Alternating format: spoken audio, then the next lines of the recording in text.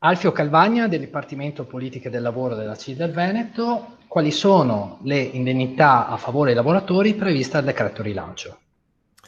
Il decreto appena emanato dal governo ha notevolmente ampliato la platea dei lavoratori dipendenti ed autonomi che hanno diritto all'indennità Covid-19 attraverso un bonus sostitutivo del reddito perso. È utile ricordare che i bonus non costituiscono reddito e non sono quindi tassati. Come si può usufruire dei bonus? Per avere diritto al bonus bisogna fare domanda all'INPS utilizzando il sito predisposto a tale scopo oppure attraverso i patronati e i CAF a seconda di quale tipologia di bonus si vuole richiedere. Tutti gli interessati al bonus devono fare domanda all'INPS?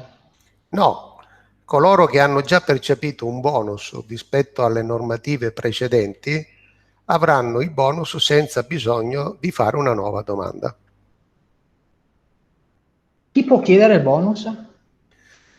Il bonus può essere richiesto da varie tipologie di lavoratori e liberi professionisti con partita IVA o autonomi senza partita IVA. Alfio, ci puoi fare degli esempi?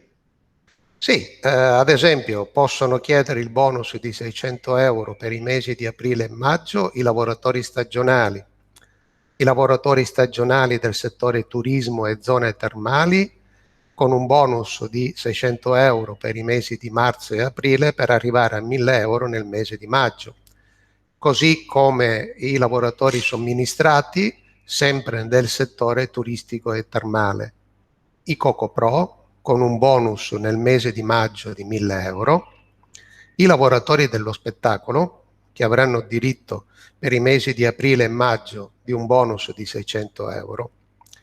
I collaboratori sportivi, vera novità di questo decreto, ai quali spetta un bonus di 600 euro per i mesi di aprile e maggio, mentre per i dipendenti da impianti sportivi c'è la possibilità di richiedere la cassa integrazione in deroga per 9 settimane. Poi c'è il bonus per le colf badanti, per i venditori a domicilio, per i lavoratori intermittenti. La platea, come dicevo, è molto ampia. Ecco, per concludere allora, cosa consiglieresti a un lavoratore interessato da queste indennità?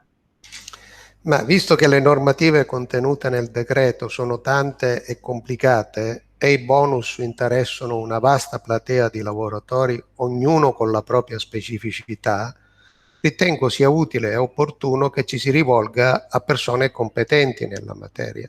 Ci si può rivolgere al sindacato CISL e ai suoi servizi di patronato e CAF, dove ci sono persone competenti capaci di orientare e accompagnare i lavoratori nell'intricato meccanismo dei vari bonus.